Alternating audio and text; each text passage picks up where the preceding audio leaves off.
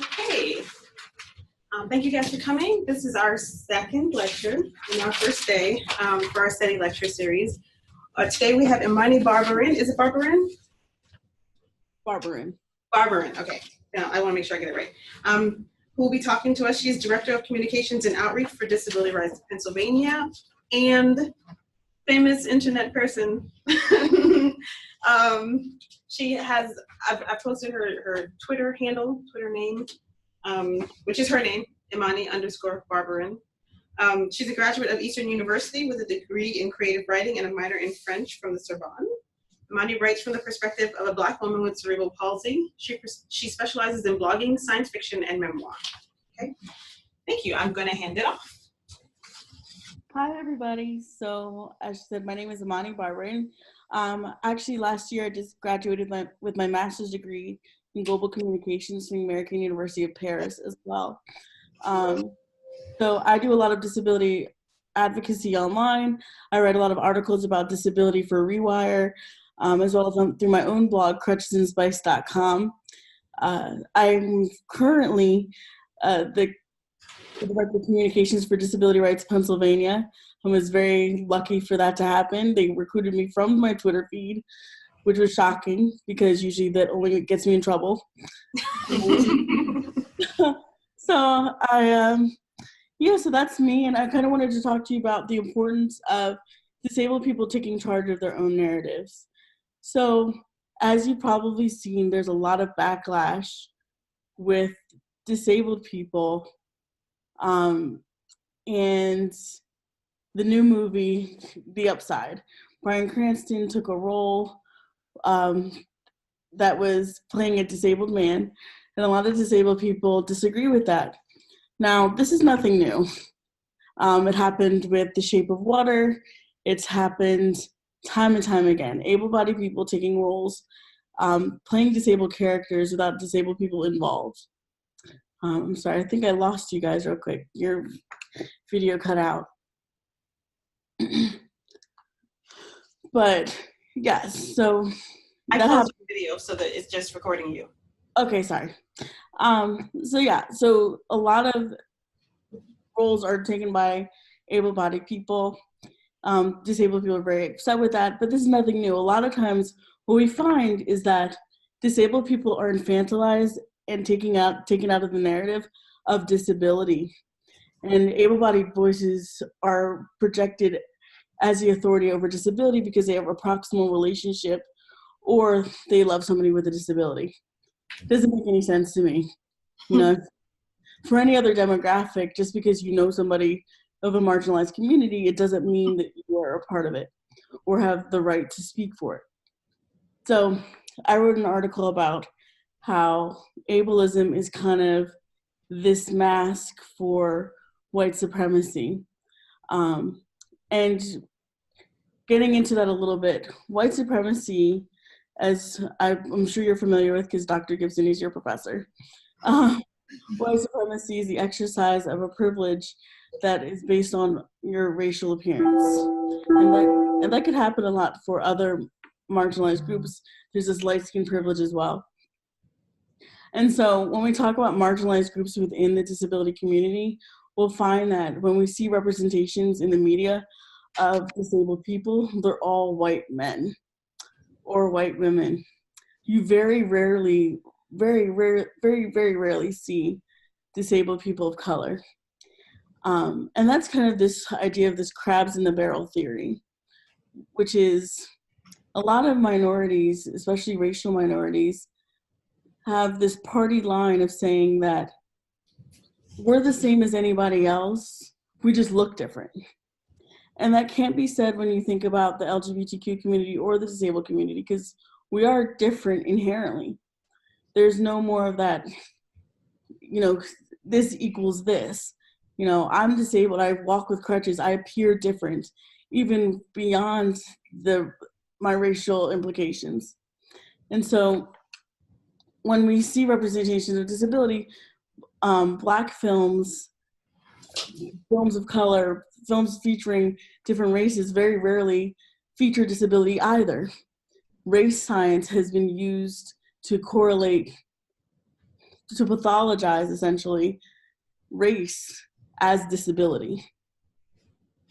So when we talk about different experiments being performed on racial groups in the early 1900s and 1800s, they did so to kind of find a reason why Black people are the way that they are. We try to wish away cultural aspects as diseases. And so when we talk about representation, there's a whole lot of nuance that goes on that we don't often talk about. Now, one of my favorite things to talk about as a disabled person and as a disabled Black person is the idea of what would happen if we get the opportunity to tell these stories. Right now, we're in this fight as a nation over healthcare, right? Healthcare is so important to the way we live our lives. What happens if we stop showing rich white men as disabled people? Think about it. If your idea is to make sure that everybody's health is covered, everybody has a right to access their health care, doesn't it fight against your argument to show somebody who's able to financially take care of themselves?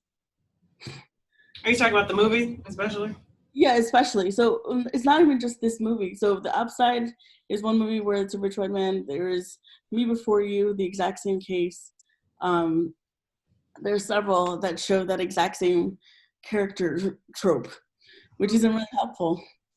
But what we know from statistics is that Black, Indigenous, and people of color are the most likely to develop disability as they age because of medicalized racism, which is where for the problems that start off as non-serious or non-life-threatening develop because disabled people of color aren't believed when they're less serious. So we see a lot of diseases develop over time in these communities. And it doesn't matter what income level you're at. This can happen to you. It happened to Serena Williams. She basically had to order her own CAT scan and found a clot in her lung while she was giving birth to her daughter. So when we have to really make sure that when we talk about disability narratives, it's not just white people. Now, Valissa Thompson, I don't know if you've talked about her. Not yet, no. Okay. So she does work with Ramp Your Voice, and she started the hashtag #DisabilityTooWhite to talk about this exact problem. It's a lot more widespread than a lot of people think. Especially with the opioid crisis going on, disability representations affect our daily life. So if you only see a subset of people that are disabled, you're going to run into a lot of problems on a day-to-day basis. You know, getting the care you need. A lot of times disabled people of color don't get the medication they need because they're seen as drug pushers or people that are trying to get one over on the system. They don't get the education they need because disability IEPs allow you to get more time on tests, and they think we're cheaters. So it affects our daily lives. And it's really important that we have diverse disabled voices at the helm in order to do away with these systems and start talking about stories that actually matter. If you guys have any questions for me, I would love to do one more question and answer. Okay. Session. That's okay. All right, questions.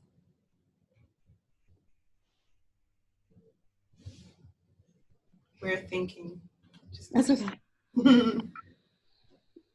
I talk really fast, I apologize.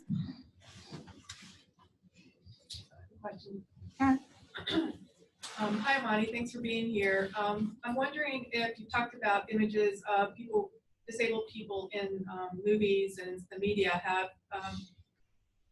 Has anybody looked at, or do you know if anybody's looked at images of disabled people of color in like picture books, books for children? I know that there's some people that do that work. I do believe maybe the Harriet Tubman Collective might be able to better answer that question. I rarely hear about it at all. It rarely comes across my feed. All right, I was just thinking about the earlier that kids begin to see images of themselves in books, that early media would be important. I agree with you. That makes total sense to me. However, I really don't see a lot of discourse happening around children's books. It's usually adult literature. One of the things that we find is that disabled people are infantilized. And so when we talk about disability representation, it usually leans on the side of more adult representations because we're already seen as children.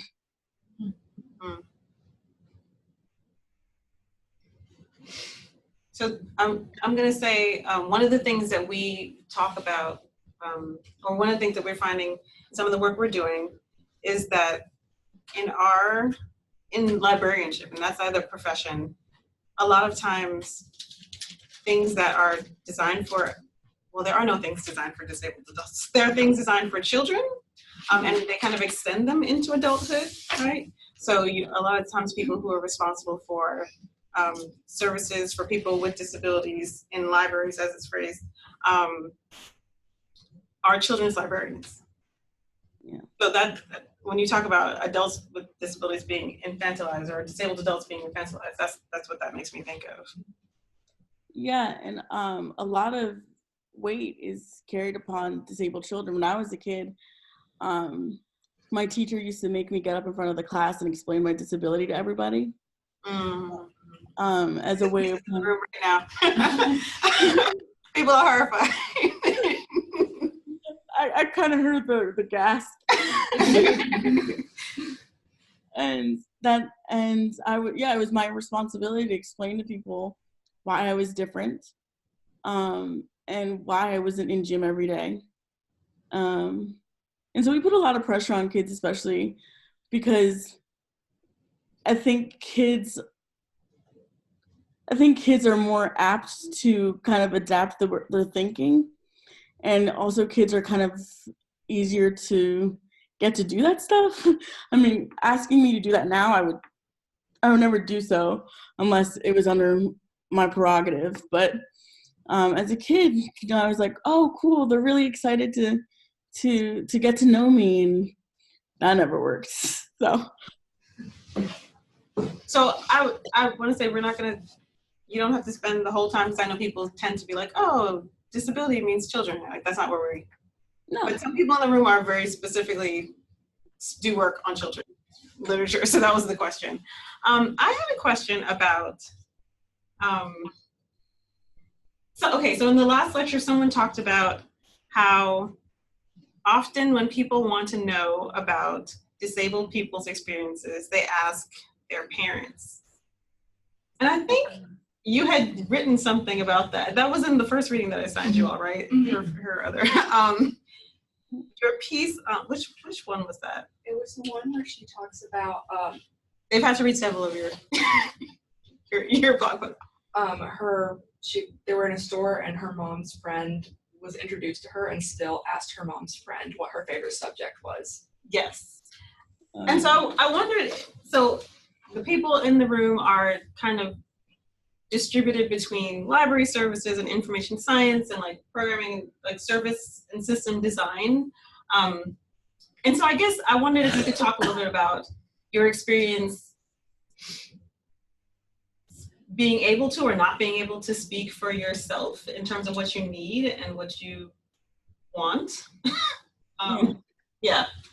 So just a little background on my mom. My mom is, you don't mess with my mom. And as a result, she taught me to let nobody mess with me. And so I still come across people when I'm with her or my father that'll speak directly to my dad or directly to, directly to whoever's next to me. And I'm kind of like, you're talking to me. And it just happened the other day. I was at the doctor's office, and usually I advise disabled people, if they're nervous about going to the doctor, to bring somebody that respects your voice to come with you. And the doctor was wrapping up, they were giving me my orders, and they started handing my mom all my papers, like, well, you'll need to do this, saying to my mom, you'll need to do this, you'll need to take this medication, you'll need to get this prescription. And I just said, I'm right here. And she was kind of taken aback that, you know, I had said that at all. I think that I get the question a lot, how do you talk to disabled people? And I kind of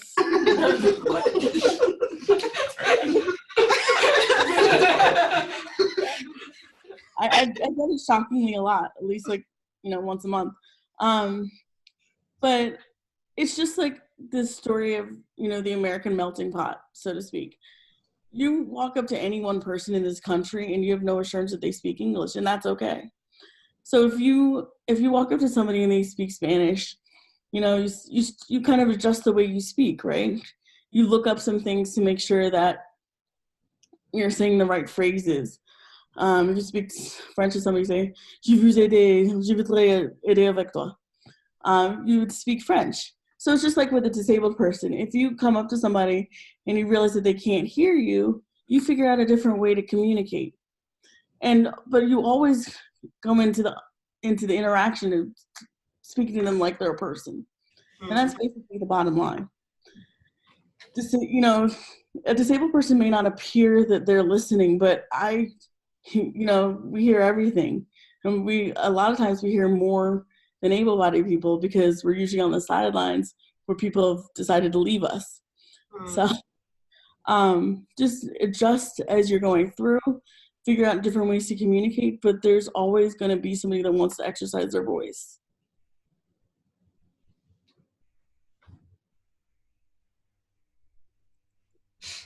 Okay, other questions?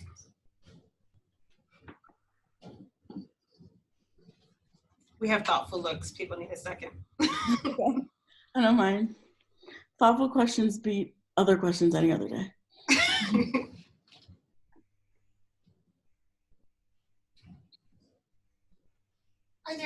You were talking about the movie earlier. Are there any like disabled actors guilds or any disabled actors that are kind of trying to make a name for themselves? I don't know, I would guess maybe YouTube might be an avenue or something for people trying to get in. Yeah, there are several. There's Maysoon Zaid. She did a very popular TED Talk. She's actually the most watched TED Talk in the country. She's a Palestinian American woman with cerebral palsy. And she's actually, I think, signed a deal with NBC to start her own show. There's also Dominic Evans, who's a director. I believe they live out of LA.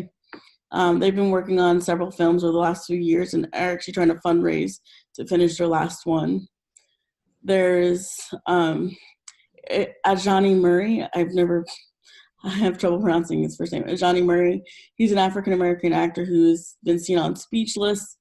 He was on Drunk History about the disability rights movement and how it was aided by the Black Panthers, which is really cool. There's it's Lolo. I don't really know her last name. She's out of LA. That was one of their fun readings. Yeah, well, not readings, but you know. Yeah, there's James Rath. He's a blind filmmaker. There's several. And there's actually an agent out of LA, and she's the only agent that really handles disabled actors. And she's just inundated. And I was actually supposed to sign with an agent about a week ago, but negotiations fell through. So, yeah.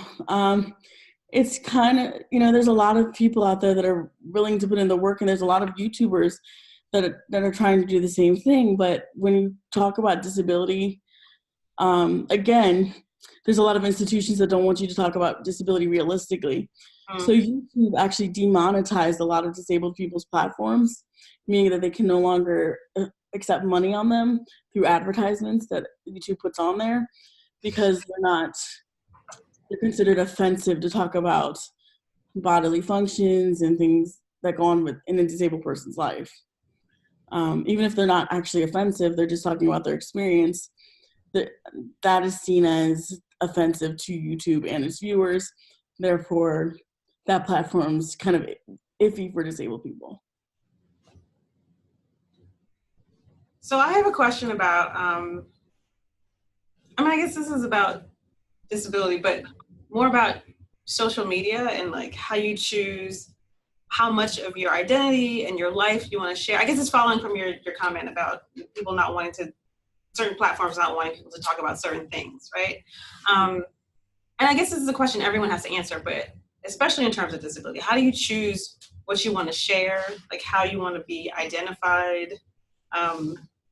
We just had a lecture, the previous lecture, Jessica talked about people who choose not to disclose disability or who choose not to focus on disability. And so I guess how you like made decisions about how much to share and like what your online personas will be. Well, a lot of it came from, so I studied branding during my master's class, and one of the things that they talked about is something called a visual dictionary. And that's basically, we see certain symbols and we know that they mean certain things. And that's completely ground into our psyche over years. And it's so prevalent that we don't even know what's happening. Like if I say golden arches, what's that? Yeah. If I, so certain things are grounded into who we are based on the advertisements and visualization that comes across our eyeballs every day. And so in terms of disability, when you think of disabled people, you very much so think of a very specific connotation. We always think about inspiring or bitter, or quiet. And so my whole goal is to kind of break those and kind of turn them on their heads. Who I am online isn't really quite, it's more of an amped up version of who I am in person. I'm not very loud. I'm talkative, but I'm usually not making a point. And so when I'm online, I know that people have very certain expectations for who I'm going to be, and I want to break them because I want those expectations to be broken for the next person. And I want people to be able to make a first impression without that whole idea of who a disabled person is in their minds. So that's how I kind of approach my online persona. Yeah. I have a question. I think Dr. Gibson said that you wrote science fiction. You write science fiction, is that correct? Yeah. I think that like fantasy and science fiction are ways, let me see if I can express this well, but to get at difficult topics. Do you find that's true? Do you write about this in your works, or does this factor into your works? Oh, absolutely. I write science fiction. I usually write around the transition between teens and adulthood, because we rarely see that talked about. And everybody faces their own independence when they turn 18, but nothing can quite prepare you for being disabled and becoming an adult. Nobody ever tells you what it's like to be an adult with a disability, and everything that you look up on TV and online never really talks about it. So I write a lot of characters in science fiction that kind of go through the same thing about finding who they are in complex situations and find that this is the first time that they're going to have to advocate for themselves. And it's kind of like therapy for me, because I'm working through a lot of things that scare me about being disabled and an adult. I'm lucky enough that I have a job where I have healthcare, but am I stuck in that job because of what's going on with the healthcare debate?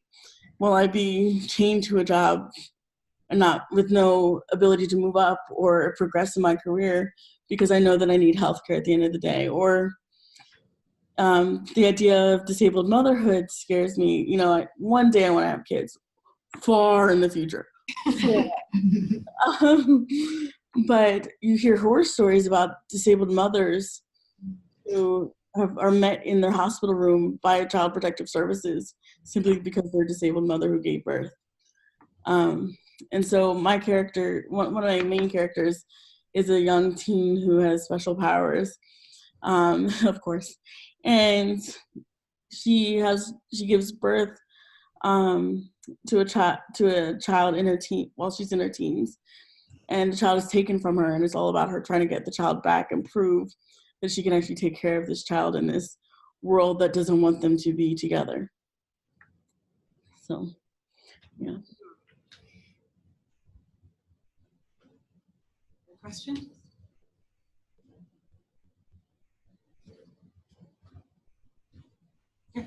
As future librarians and educators and in fields of information, do you have some thoughts on how we can do a better job to make our services more inclusive and accessible?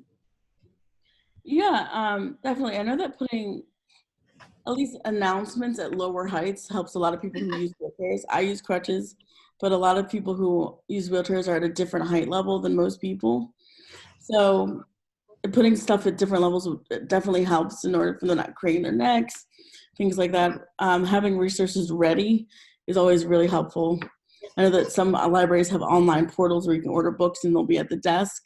Making those services well known is always really helpful. Partnering with transportation organizations, that's really hard for a lot of people with disabilities, is that they're not seen as capable of navigating their own transport. And so partnering with those organizations so that you can have library days or times when they come in and, they can just roam the library for free. Roam the library freely. The internet is always helpful. I always find that you find the best community of disabled people online rather than in person, because we're all trying to keep our heads down and not be seen as a group or a school trip or something of disabled people in the same room. And hopefully that'll change. We'll be more comfortable. But yeah, so resources that are readily available, resources that are eye level for wheelchair users and people with smaller stature. Introducing yourselves. I know it's a small thing, but just introducing yourself to a disabled person, making yourself available and saying that I'll help you get resources if you need them. That's such a small thing, but it makes such a difference, because if I'm nervous about going to the library or nervous about being in a public space, knowing somebody can help me makes the difference. And knowing somebody that'll help me, but also will take what I need seriously, that's always helpful as well. Thank you. Yes. So in terms of infantilization and disabled people being taken out of the narrative of disability, I think in the paper that we read, you used the phrase proximity to disabled bodies as a descriptor for people who are assumed to have expertise rather than actual disabled people. As a child, did this ever include other children, like siblings or friends? And if so, were they being asked about you by other children or adults as well? I have a younger brother. As a kid, I was always very loud myself, so people usually came to me. But I do remember a couple of occasions where other kids would be like, "Is that your sister? And she can't play with us." And my brother would be like, "I don't care about her. What are you talking about?" Or so, and it's in adulthood, you see it a lot. You see a lot of relatives, like brothers and sisters who are caregivers for their disabled relatives, be seen as the authority on disability. While I was living in Paris, there was a huge uproar because this guy was so just a little background, institutionalization of disabled people, when you come across that topic, is always a no-no. We don't want to be institutionalized. We don't want to be locked away. So this man who was the father of an older disabled man was advocating for the institutionalization of disabled people because it gave him somewhere to go. And so you would not believe how many times that reasoning comes up. It gives disabled people somewhere to go. But So, and he's, you know, meeting with the French Congress, he's meeting with the senators, he's meeting with big politicians, and this has a very negative effect over disabled people's lives, yet he's seen as the authority. So it happens all the time. Yeah, not in my personal life. My brother and I are very, like, big personalities, so there was never anybody who was trying to talk over me to him, because I punched them.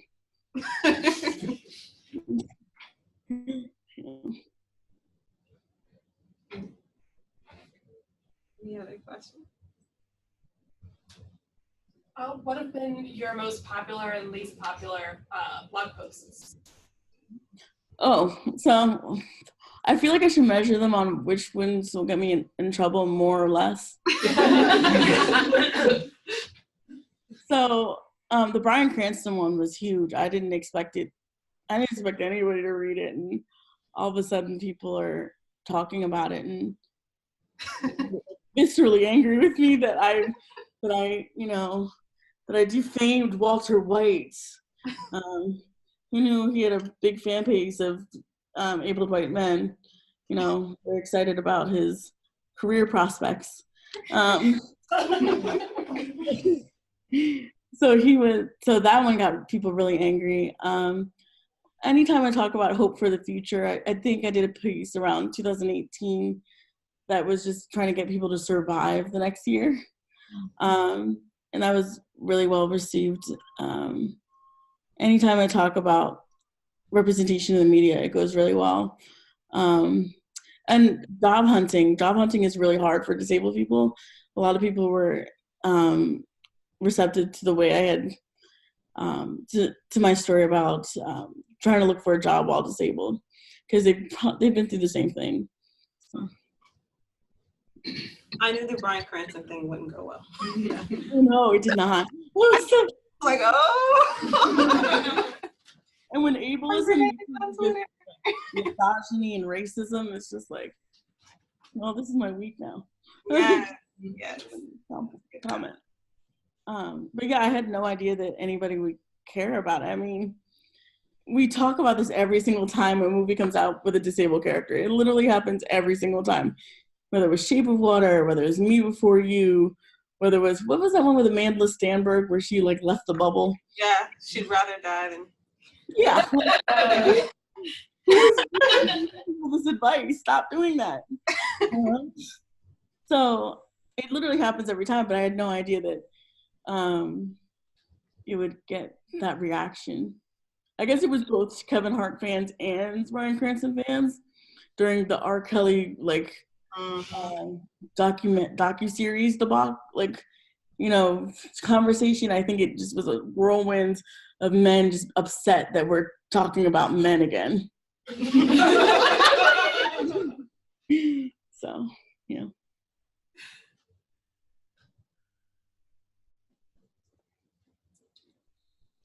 You talked about the job search and the challenges.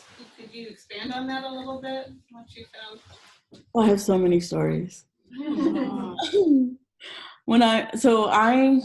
I graduated in May, and I had actually started looking for a job both stateside and in Europe from January. I literally sent out 15 applications for a job every single day. And I kept disclosing that I was disabled on the equal opportunity forms, right? That's what you're supposed to do. You're supposed to tell the truth. Silly me. So I sent thousands of job applications out, and I never got a single inquiry into my resume. And then as soon as I stopped disclosing my disability, I would get 4 or 5 a week to some of the same companies I applied to before. And so that's always really disheartening, because you see all of these pleas from disabled people saying, disabled people are out of the box thinkers, so hire us. Or disabled people make unexpected treasure troves of information for disabled people, for able companies to hire them. And yet the unemployment rate of disabled people is still double that of able-bodied people. And those statistics are taken from people who are still actively looking. So I constantly would go into job interviews, and people and you're not legally allowed to ask me about my disability at all.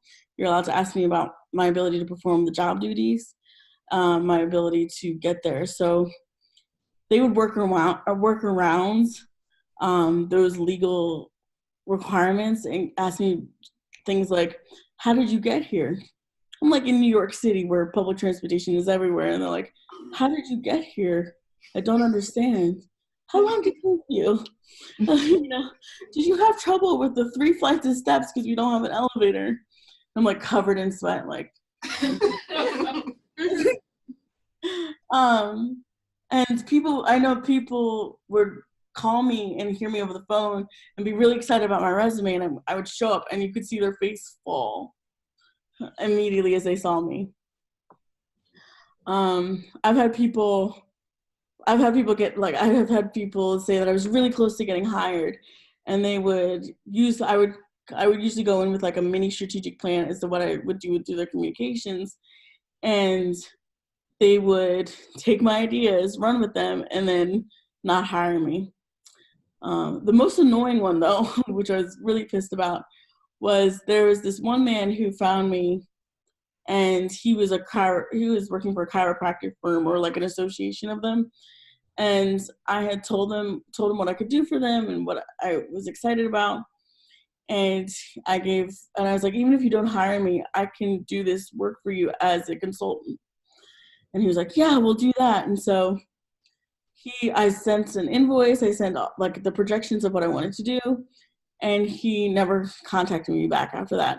But he friended me on Facebook.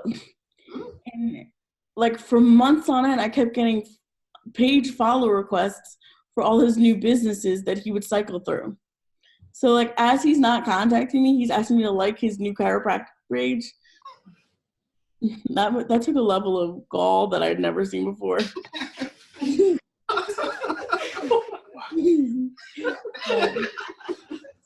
can't see them, but they're laughing.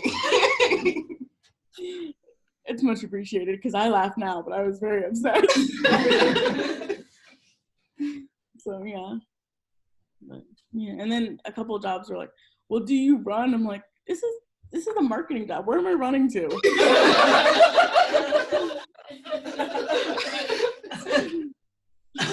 So this is a fairly common thing though in like librarianship.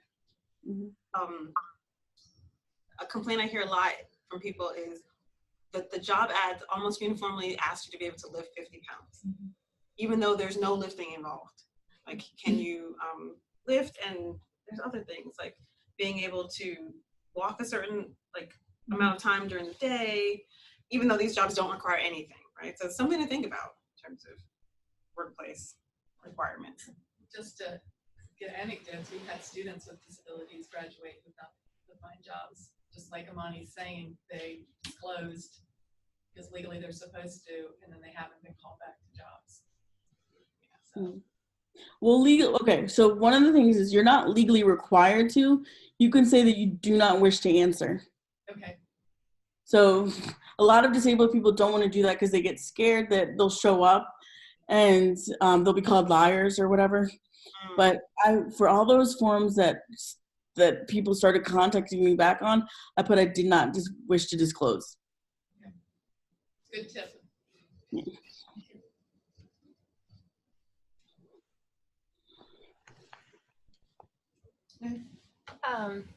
I'm not sure how to word this exactly, but how, from your time in France, how are the systems different there? How are they better or worse? Just what the differences are. So, our systems leads to our culture. Mm-hmm. And so the system is night and day to what we have in the United States. France, I lived in Paris. I lived in about 10 blocks from the Eiffel Tower. I lived in the heart of the city. And it's the most inaccessible part of the country. Mm-hmm. Essentially, there were sidewalks, all the sidewalks lilt to the side for drainage, but it meant like I was walking sideways all the time and like trying to keep my balance. But the system itself, healthcare was taken care of.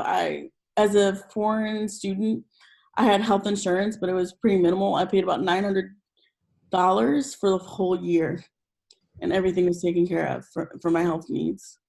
I didn't use them only because one of the things that a lot of countries with socialized healthcare does is they prohibit disabled people from immigrating to their country. Canada actually just repealed that regulation just last year. So I didn't want it on paper that I had a disability and was taking up all of these medical costs because I had plans to immigrate there. But everything was taken care of. Now, one of the things that is so different about culture because of their healthcare is that nobody cares if you're disabled. Like I think the entire time I was there, I saw like 5 disabled people in the city of Paris, the entire time I was there. And there's this sense that able-bodied people in France don't want to deal with it because they already have healthcare. It's like, why are we talking about these social issues with disability if you guys have healthcare? What more could you want? And so there was a lot of pushback because there's a lot of disability rights advocates in France rightfully saying, we don't have the voice in government. We don't have a voice in local issues, and yet you're making rules for us that will exclude us. Case in point, there was a regulation saying that all new housing in Paris had to be handicap accessible, at least 10% handicap accessible. So that means accommodations, hotels, things like that. And disability rights advocates or disability approximate advocates actually got that regulation repealed, saying it wasn't necessary. And disabled people are like, are you serious? I can barely get my wheelchair into a restaurant. I can't leave my home, essentially. And they're like, well, you have healthcare. Like, that makes no sense. Like, just because I'm living doesn't mean I don't have a right to a life. Like, so that was their issue. And here, because healthcare is on everybody's minds and everybody's tongues at this time, a lot of people in the United States, people that have passed me by, they feel entitled to know what's going on with my body, even if I've never met them before. Whereas French people would kind of ignore you and let you do your thing because they're not really want to be bothered with it. Americans are deeply entrenched in what's wrong with you. I've had literal strangers come up to me and be like, "What's wrong with you?" Like, I don't know you. I've had people. I remember I was at so the largest buffet in the United States is 20 minutes from my house, and I was leaving it, walking across the street with my friends. And my friends were a little bit ahead of me because I walk a little bit slower. And and they look back and I'm in a full embrace with this random person and he's praying over me and there's 4 other people surrounding us praying too. And all I did was walk across the street. I didn't want to do anything. I wasn't doing anything, particularly inspirational. I was going to stay in the car. And like 4 people surrounded me and prayed with me. And there's this car. The funny part was there's this car like trying to get across. He just like stopped in front of us, like with a bumper, like about a foot away from us, like waiting for us to finish praying. So it was like, but yeah, there's a sense that in America you're entitled to know what's wrong with somebody or what their diagnosis is, and that's just not the case in France. That's quite the story. Yeah, I have so many. I had one mom come up to me in Barnes & Noble with her small child and go, my child needs a life lesson, so can you tell him what's wrong with you so he knows not to stare? And I'm like, sitting here with my book like, what's happening? And this child wanted nothing to do with me. The child's like, Mom, please, let's go. And I'm just sitting there like, can we let this end now? All I wanted was Starbucks and to read the book. And now I'm in the middle of a Touched by an Angel story. So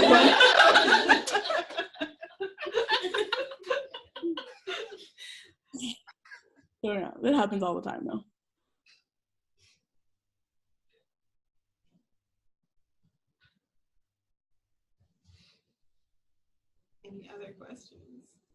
or comments?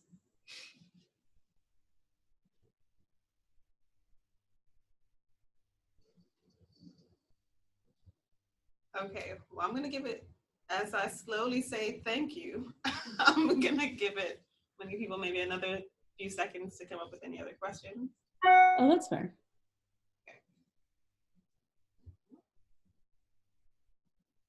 I have one. So I've started following you the last couple of weeks and love your post. I was wondering who are, I know Laura asked you about your favorite blog post, but what other people should we be following to? Oh yeah, Yeah, people are more- taking out their phones now. Yeah. Favorite, who do you follow on Twitter, or who should we be following on Twitter? Oh, of course. So actually, let me take out my phone. So I really like posts from Valissa Thompson. She's like the mother of the Black disability rights movement, I feel like. She's the mom. She's awesome.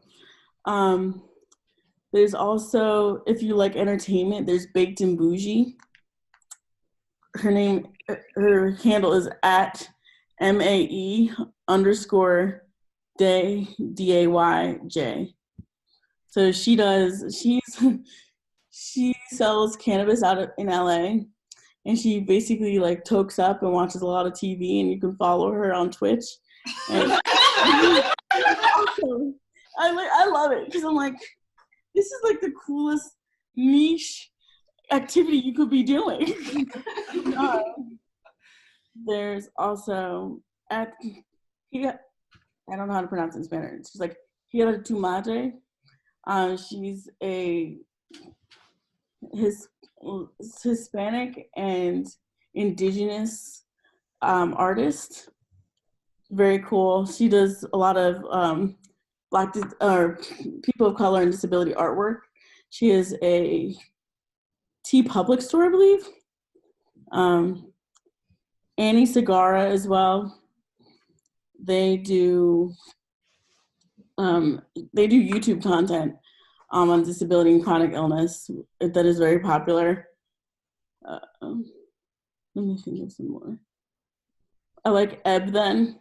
Sometimes she likes to subtweet me, but I'm not petty. Yeah, I'm not gonna lie. Yeah, I like a lot of disabled women because we rarely see those voices uplifted, especially women of color. I don't know if you know this. I don't want to trigger anybody, but the 83% of disabled women are sexually assaulted in their lifetime. So it's really important that we hear from disabled women and non-binary people, just because we're at a very precarious situation. If you meet 5 disabled women in your lifetime, the chances are that 4 of them have been sexually assaulted. So I always try to uplift those voices. Yeah. Also, little lobbyists. They're really cute. They're like they're little kids with disabilities, and they go to like the House and the Senate to lobby about disability rights issues, and their moms kind of handle their accounts. It's really cute. Julian Mercado, she's a disabled model. She was in a Teen Vogue cover issue on disability in fashion. So, yeah. I'll try to put all these in one tweet/message. Put them up. Yeah, and then I try to follow a lot of diverse disabled voices because we're not all white men. We do not all have the independent wealth of one. Like TV and media want to let you know, but yeah. All right. Well, thank you so much for Okay. joining us. Let me actually come out here. Hi. Here I am. Thank you so much for joining us and for talking to us. We are going to close down for now and do some housekeeping, and I will be messaging you. So thank you very much. Thank you. Thank you for having me.